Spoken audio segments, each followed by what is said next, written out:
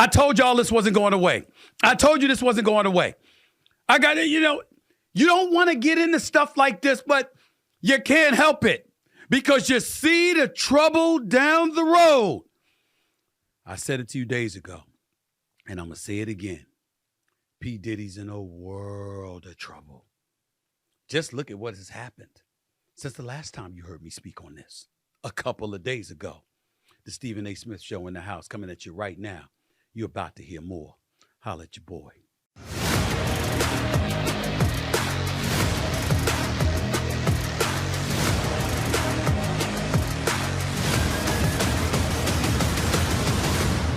What's up, everybody? Welcome to the latest edition of the Stephen A. Smith Show, coming at you as I love to do over the digital airways of YouTube and, of course, iHeartRadio. Want to take a moment to thank my subscribers as always. We've now eclipsed over 806,000 subscribers.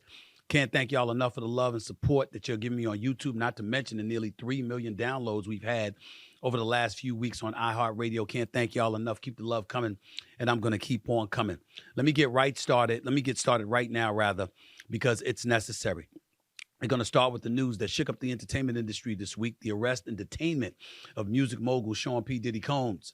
On Tuesday, the federal government, more specifically the Southern District of New York, unsealed a 14-page document charging Combs with racketeering, conspiracy, sex trafficking by force, fraud, and coercion, and transportation to engage in prostitution.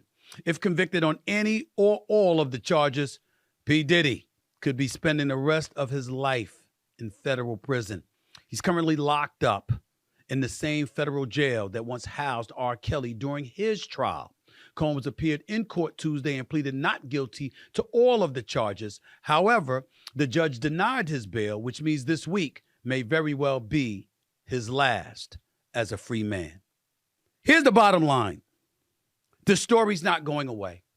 I'm just reading some of the comments, y'all, and I just want y'all to know, I keep telling y'all the biggest story in all of this, my personal opinion, and this is just an opinion. I'm deducing points and facts here and there. Yes, he's a big enough name to go after with these charges that have been leveled against him. No doubt about it. Federal charges of racketeering, conspiracy, sex trafficking by force, fraud, and coercion, transportation to engage in prostitution, etc. Those are very serious charges. And he's a big enough name. He's worth over $400 million. He's a public figure. Very high profile. Yes, that's a big enough name. I don't believe all of this is happening because it's just Sean P. Diddy Combs thereafter. I believe thereafter others as well. And just like I learned from the Mission Impossible, the first one, when those guys that were chasing Ethan Hunt, a.k.a. Tom Cruise, was saying, this is not complicated. You find somebody's soft spot and you squeeze. You squeeze Sean P. Diddy Combs, knowing he's a public figure, knowing the connections that he had, knowing that he wasn't in this alone, assuming they're right with the charges and allegations that they've leveled against him, to get others. You went after Jeffrey Epstein.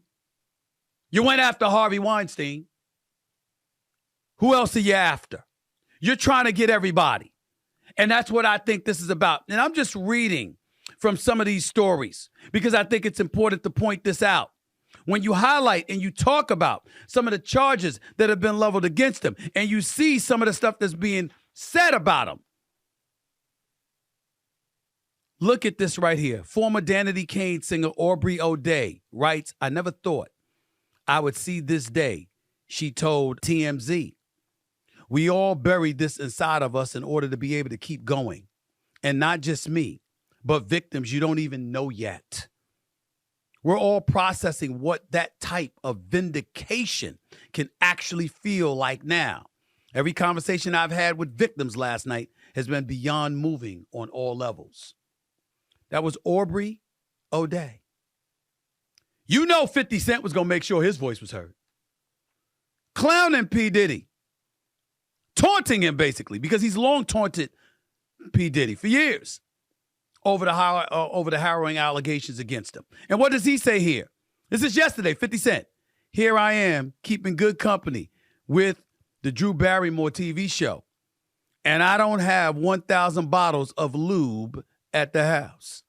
50 Cent was referencing the over 1,000 bottles of baby oil and personal lubricants for the freak-offs that the indictment revealed were allegedly found during the raid of Diddy's homes in Los Angeles and Miami back in March. Of course, Foxy Brown had something to say. Shit's about to really get crazy. And obviously, the Breakfast Clubs, the one and only Charlamagne the God, because remember, their show was carried on Revolt TV. That was once owned by P. Diddy.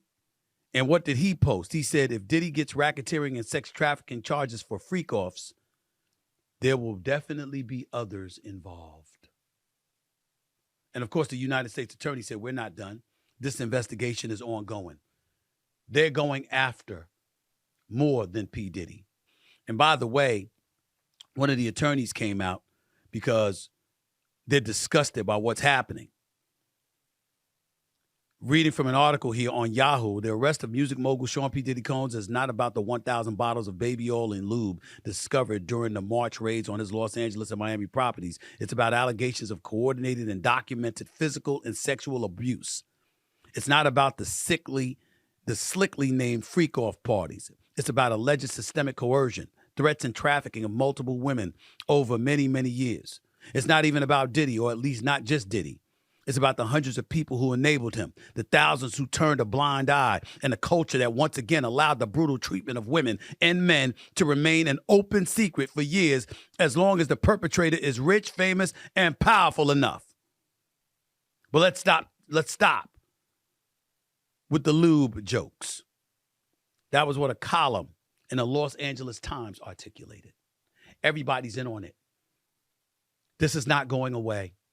They're trying to find out all culprits involved. And it ain't just people who were employed under Bad Boy Entertainment or any more of Sean P. Diddy Combs' enterprises. They're trying to get everybody. You got music executives, according to the Daily Mail, you got music executives that have been put on notice to have contingency plans in case their names are implicated. This is not going away, ladies and gentlemen. This is not going away. And if you love yourself some Sean P. Diddy Combs and you find yourself very, very scared for him, consider yourself justified. There's some local police department that's coming after him. This is some officer coming after him. This is Homeland Security. These crimes are federal. These are RICO charges. You've had people who've been on a record saying they'd rather be charged with murder than having RICO charges leveled against them.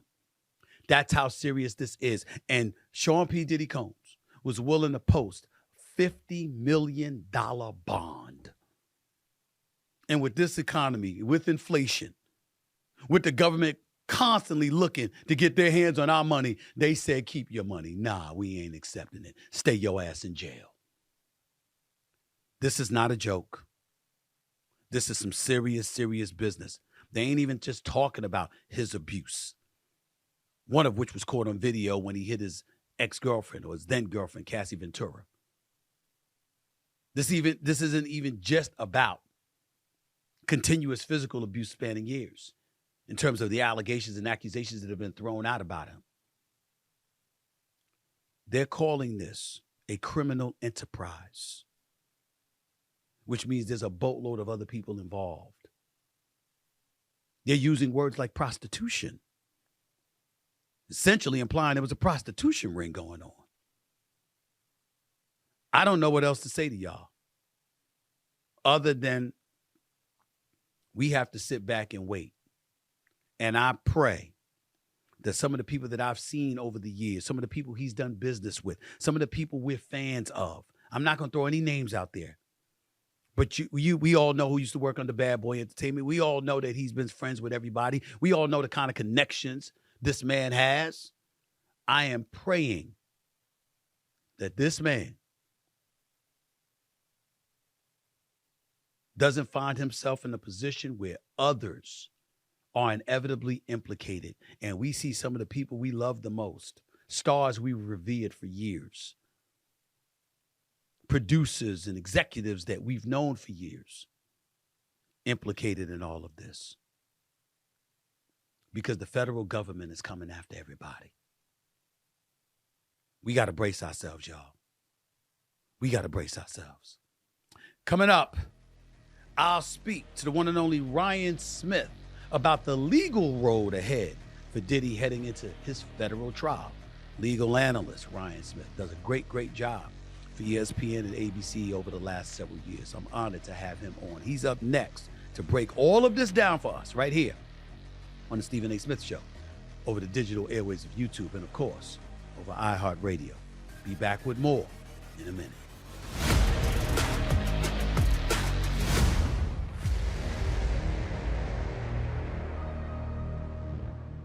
The NFL season is off and running, and PrizePicks has got you covered when it comes to helping you make some big-time money. And who doesn't like making money? You see, PrizePicks is a daily fantasy app where you can select 2 or more of your favorite players, and then you pick more or less on their projected stats. It's not only incredibly easy, but takes only 60 seconds to make your picks, y'all. But the best part is this. PrizePicks has something for every sports fan. The WNBA, the MMA, League of Legends, and everything in between. Pick the stats for Caitlin Clark, Patrick Mahomes, and Dricus Duplessis, all in the same entry. And get this, sign up with code SAS and PrizePicks will give you $50 instantly when you play your first $5 lineup. You don't need to win your lineup to receive the $50 bonus. It's guaranteed. All you have to do is play a $5 lineup on PrizePicks and you'll get $50 instantly. Pick more, pick less. It's really that easy. Welcome back to the Stephen A. Smith Show over the digital airwaves of YouTube and, of course, iHeartRadio. Joining me now, as promised, to discuss the legal aspects of the federal indictment of Sean P. Diddy Combs is the one and only Ryan Smith, legal analyst for ESPN and ABC News, my colleague, my contemporary. What's up, my man? How are you? How's everything? What's going on, Stephen A? Good to talk to you as always, man. Thank you so much for making time out of your busy schedule. I really appreciate it. Let's get right to it. Sean Combs is charged with racketeering, conspiracy, sex trafficking, and interstate transportation for prostitution. The crux of the charges are tied to freak-offs, coerced sex acts that Combs allegedly orchestrated and recorded. Is that correct? That's right. That's right. The freak-offs, as the prosecution said in the bail hearing, the freak-offs are the core of this case. It all kind of revolves around that. And the idea behind this, you talk about racketeering conspiracy, Stephen A., that's the big one. That's the one, and you talk about the penalties here, minimum 15 years, maximum life in prison. But the racketeering conspiracy is the big one because it involves Sean Combs setting up business enterprises to be a record executive, to build a media empire, but also, the allegations say, conspiring with others to get together and set up a criminal enterprise, to commit criminal acts, and then to commit other acts to cover up some of those acts, all in furtherance of satisfying his sexual desires. So the charges you have are spot on, and these are serious charges, very hard to beat for a defense. Is this an embellished way, Ryan, of saying that he basically tried to have his own prostitution ring? That's one way to put it. You know, it's almost a way of saying he controlled this almost like a mobster controls certain criminal organizations. The allegations here, and when you talk about RICO, it all stems, it's first started because of mob activity. You couldn't necessarily say someone did something directly, but you can say people got together, set up an enterprise, and decided to carry out criminal acts. So it's almost like, yes, a prosecution ring, but more to facilitate these freak-offs, according to the allegations. And Stephen A., it's important to say these are all allegations at this point. The federal government has put together a case. They've compiled what they say is mountains of evidence. And so this will all have to be proven in court. What, have you ever seen anybody, a court system, turn down $50 million bond? I mean, I heard $50 million. He's offering them $50 million to get off, to, let him out of jail, let him go to home confinement and detainment, promising, according to TMZ anyway, that he wasn't going to be near any women or anything like that. And they still said, hell no, stay your behind in jail as of Tuesday afternoon. Do you find that to be a tad bit odd? Not at all, not considering the nature of the crimes. Because when you look about bail, right, Stephen A., it's not just about, well, can I sit at home? I'll be fine. I won't leave. His defense lawyer putting up, hey, Sam, we're going to put up $50 million bond, showing passports in the bail hearing. I've got his passport, his children's passports. He's not going anywhere. But when you talk about giving bail, there's a couple of factors involved. The dangerousness of the individual, the flight risk involved potentially, and the nature of the crimes. Dangerousness. These are harsh allegations: kidnapping, forced sex, coercion, bribery, kidnapping, arson. That's just some of what they're alleging in this complaint. Flight risk. You're talking about a billionaire, Stephen A. He's saying, I'll give up my house. The prosecution looks at that and says, well, look, you have so many resources, you could find a number of ways of getting out of town. And not only that, the judge in this case in denying bail talked about how a lot of these activities happened behind closed doors and happened when he was under the influence of substances, according to the allegations. So it seems like the judge was looking at this and saying, if I did let you off and stay at home, you could commit the very crimes that prosecutors are alleging. And that's the last thing I want to happen, no matter how much money you're saying you'll offer.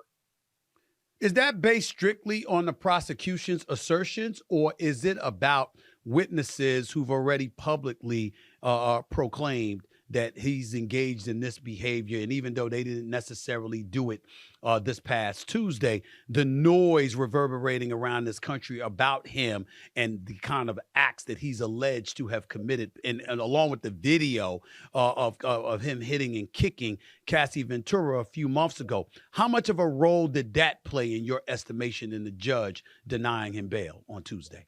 Denying bail on Tuesday, I think it played a role because it's the basis of the indictment in some ways. So the idea is this is the situation that happened with Cassie that you're putting up right there right now, at least according to what we can surmise from the indictment. That's part of this. That's part of what they're considered to be these freak-offs. That's part of some of the alleged conduct they're saying that Diddy did. And so the judge, in looking at that and tying all this together in the indictment, says, hey, these kinds of things could happen. Maybe not the behavior you're seeing on the video there, but in terms of what prosecutors are alleging.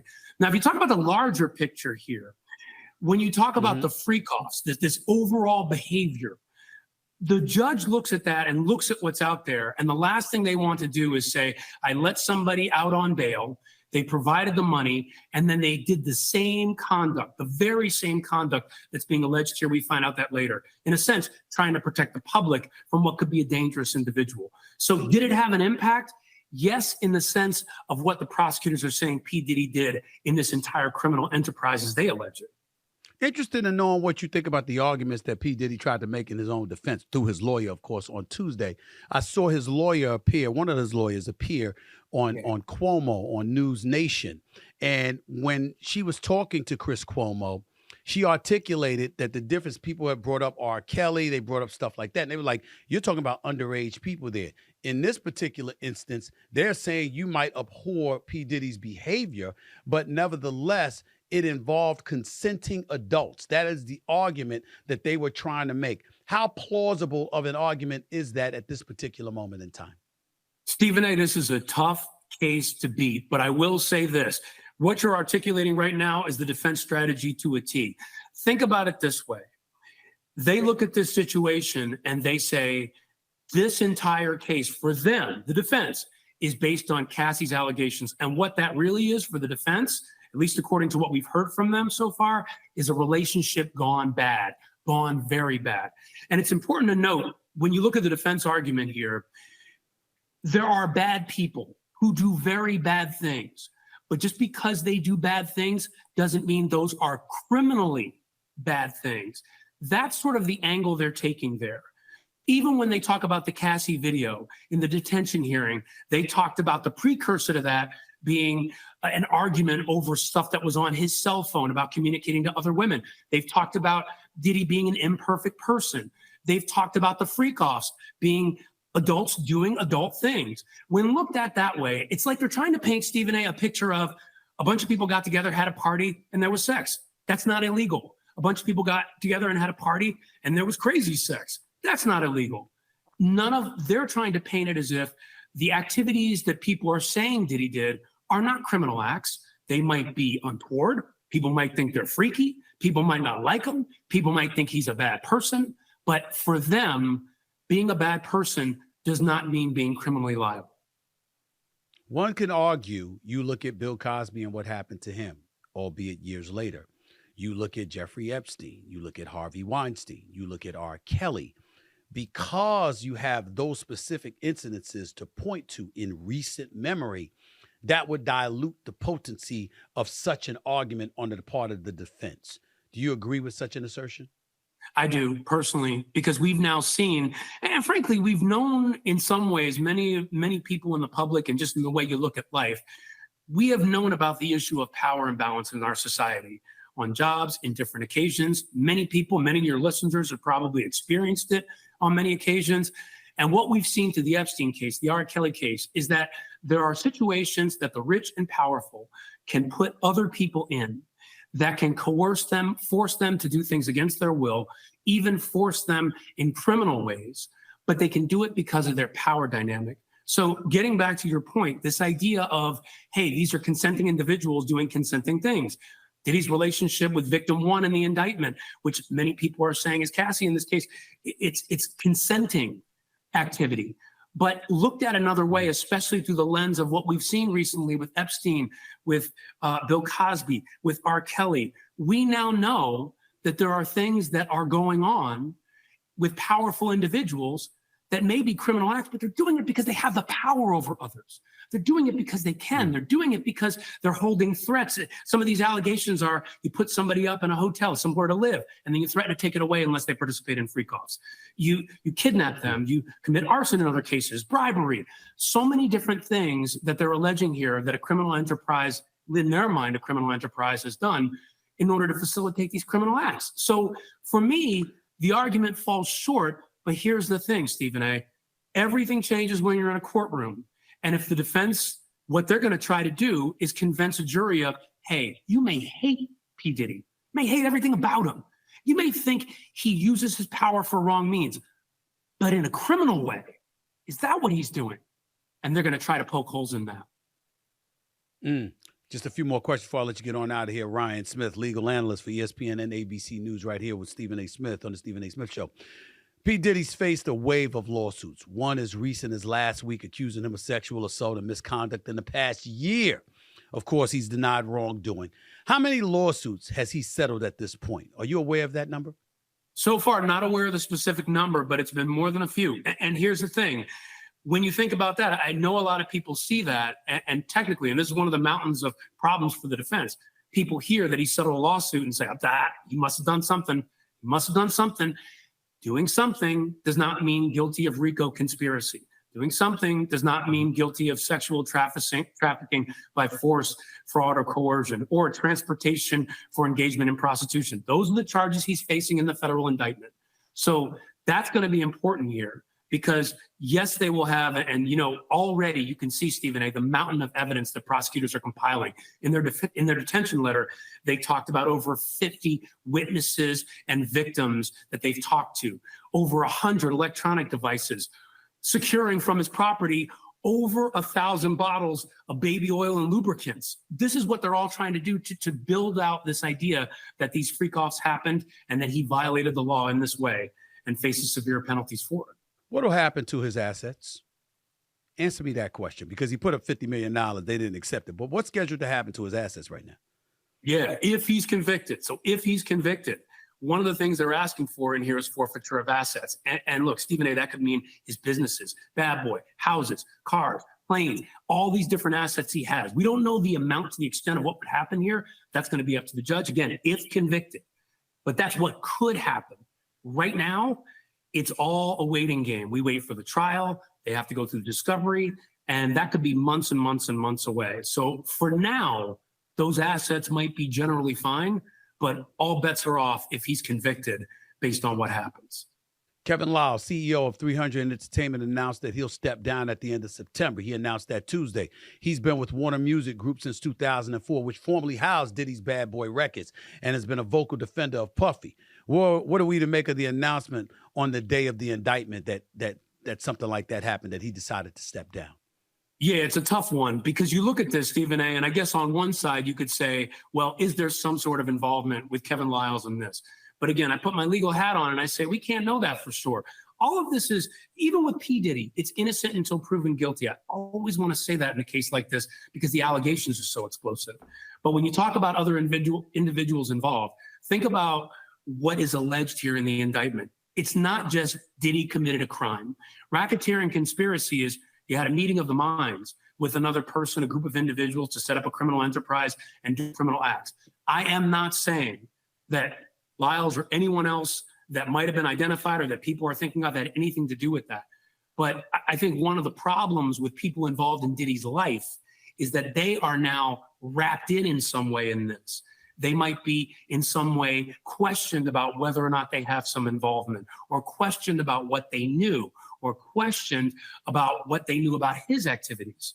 So it becomes tough to say that the two are related. We just don't know for sure. But this is the problem of being in Diddy's orbit at this point in time with these charges. One thing I think all the people who are involved in his orbit in some way or another as employees, if they haven't already been talked to, they must be thinking, I wonder if they're looking for me next. I wonder if they want to ask what I know. And that puts you in a really delicate spot. Very last question here, Ryan. You know, Suge Knight had indicated during an interview months ago that Diddy's in a world of trouble because of who he is, who he knows, who he's connected to, and how there might be something to be concerned about. And he alluded to Jeffrey Epstein and how ultimately he had committed reportedly suicide in 2019. I remember the two cameras near the jail cell. There was something wrong with it, and there was no video of the suicide, et cetera, et cetera. So you have a lot of conspiracy theorists out there that were saying he was taken out because of who he knew and who he could implicate, et cetera, et cetera. And Suge Knight referred to that. Usually you're not trying to use Suge Knight as a source, but when you talk about the music industry and some of the stuff that goes on in the music industry, if anybody would know, it would be him. Is that real or fantasized in your eyes as it pertains to the kind of concerns that somebody in P. Diddy's position should have at this moment in time? You mean that others might be wrapped into this outside of you, and that other people bigger than him might be wrapped into this? Yeah, potentially. Yeah.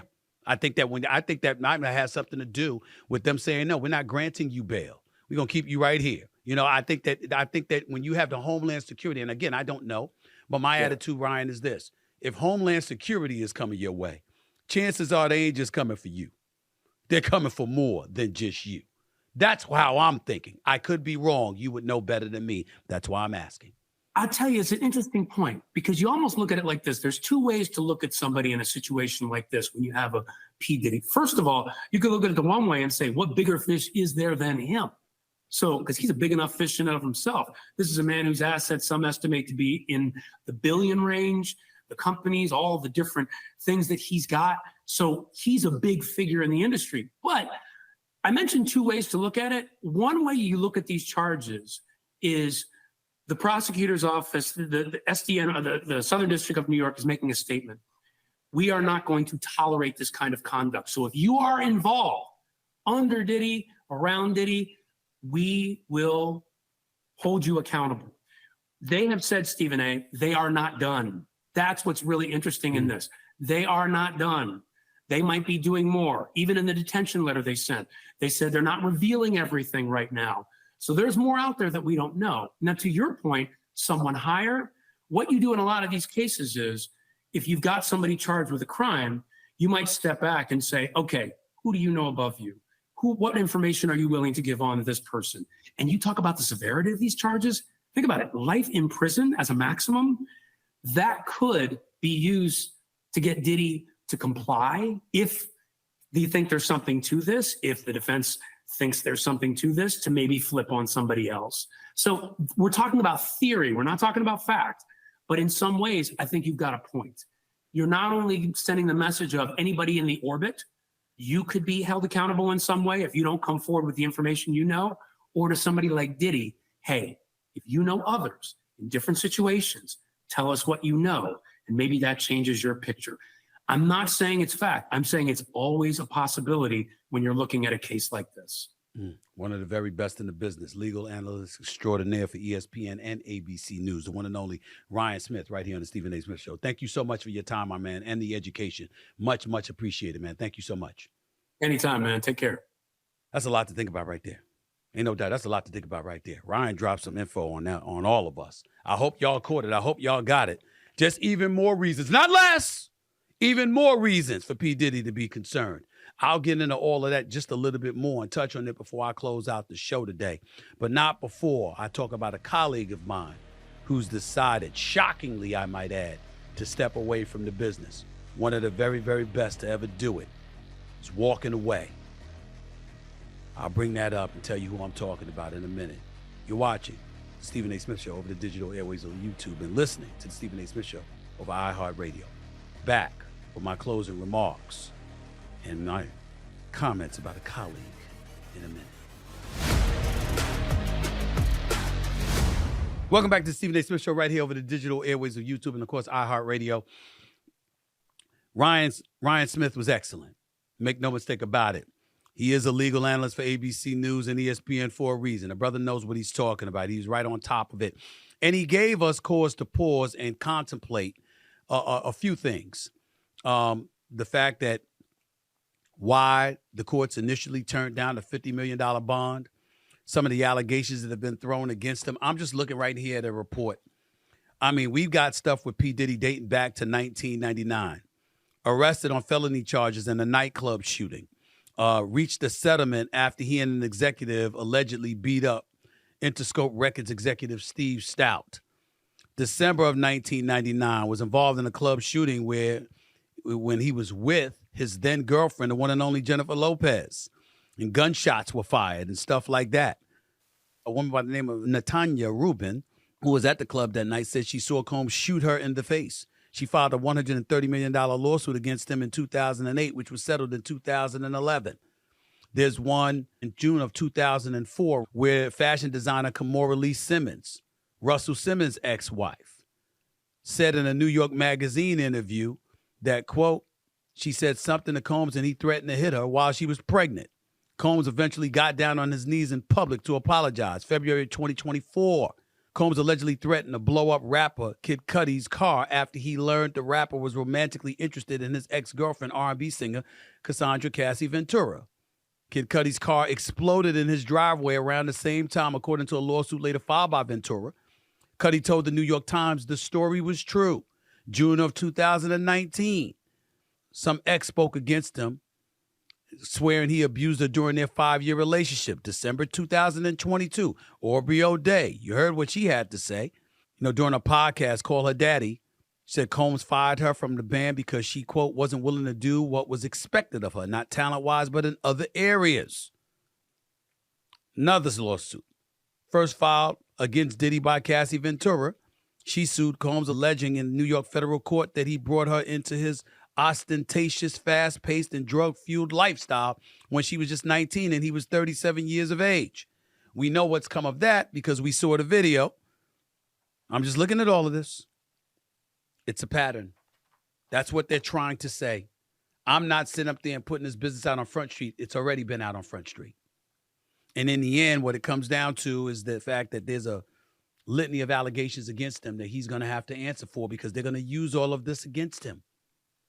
And when I asked Ryan Smith about Jeffrey Epstein and bringing out things analogous to that, yes, it was a hypothetical question on my part. Why do I ask that? Because guess what, ladies and gentlemen? I'm a Law and Order fanatic. I loved Matlock. I loved Perry Mason. I loved Columbo. I loved all of those shows, okay? And you see people engaging in hypotheticals all the time. Theories being thrown in front of the courts to explain what actions have taken place and why they may have done so. All of these things. So I had no problem asking Ryan Smith that question, but being an astute professional that he is, he answered it. He didn't engage in hypotheticals. He stuck to the facts. More power to him. In the end, what it comes down to is this. We're going to see what happens moving forward.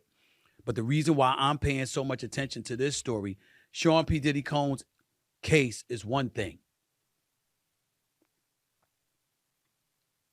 Who they're trying to squeeze him to implement may be another. We're not saying definitively that that's what the courts are doing and that's what the federal government is doing in pushing this case against them. I'm saying in all likelihood, it is a possibility. And this man is facing potentially life in prison, in a federal prison. One would surmise that if you have some information to offer about other folks, to incriminate them, to make things lighter for you, things could get very, very interesting. As I reported earlier, the Daily Mail says several executives, at least 5 in the industry, were informed to engage in contingency planning in case they're implicated in any way. Because shareholders and what have you for their respective companies are not going to protect them. That's according to the Daily Mail. We heard what 50 Cent had to say. We heard what Aubrey O'Day had to say. We heard what Foxy Brown had to say. This is bad. It's very bad. I don't know what else to say. So I'm just going to leave it at that on that particular subject. But before I go, I want to give a quick shout out to a friend and former ESPN colleague, the man affectionately known as Woj, Adrian Wojnarowski, who announced a couple of days ago he is leaving the ESPN network and the industry altogether. Woj is retiring to become the general manager of the men's basketball program at his alma mater, St. Bonaventure. Woj released a statement that read, quote, "It is a thrill of a lifetime to be able to return to a university and community that I love in a role of service to our student athletes, coaches, and institution. I am hopeful that I can bring value in a lot of areas to our basketball program and open doors for our young men's futures in ways both professionally and personally," end quote. Couple of things I want to say about Woj real quick. Number one, at this present moment, he is without question the best in the business. As a colleague who's worked with him closely over the last 2 to 3 years on NBA Countdown, I can't say enough about what he's meant to the show and what he's meant to the network. It got to a point where there were barely any moments concerning the NBA where it was anything that we had to report. The network mandated we had to go through Woj before things were given the complete okay. He's that elite at what he does. He is a phenomenal insider, incredibly well connected, very, very committed to his craft. And I have no doubt that this was a very hard decision for him to make because I know how much he loves doing what he does. Just remember, a few months ago, he was on this show, and I asked him about his future, his career, how much he enjoyed doing this, etc. I asked him those things, and he thoroughly enjoyed it. But I will say this on his behalf. There's nothing outside of his love for his family that comes close to his love for St. Bonaventure University. That man loves that university. He's incredibly committed to it. And it's not shocking when you heard why he was stepping away. I imagine that ESPN may try to work things out and work out a way where he can still do some of the things that he was doing while still doing his job at St. Bonaventure. I imagine that something along those lines will transpire. It'll all depend on where his heart lies and how committed he wants to be to doing what he does at St. Bonaventure, where he doesn't want any distractions. I assure you that ESPN didn't want him going. I can promise you that. I can assure you nobody on NBA Countdown wanted him going. I can assure you of that. Godspeed. Nothing but the best to him and for him. He's truly one of the best to have ever done it, without question. And I know, as great of a network as I think ESPN is, we ain't as good today as we were just a few days ago when he was still there. I can promise you that. We're not better off today. All the best to my man, Woj, Adrian Wojnarowski. You always got a friend and a brother this way, my man. All the best to you. God bless. That's it for this edition of the Stephen A. Smith Show. I'm signing off until next time. Peace and love, everybody. God bless.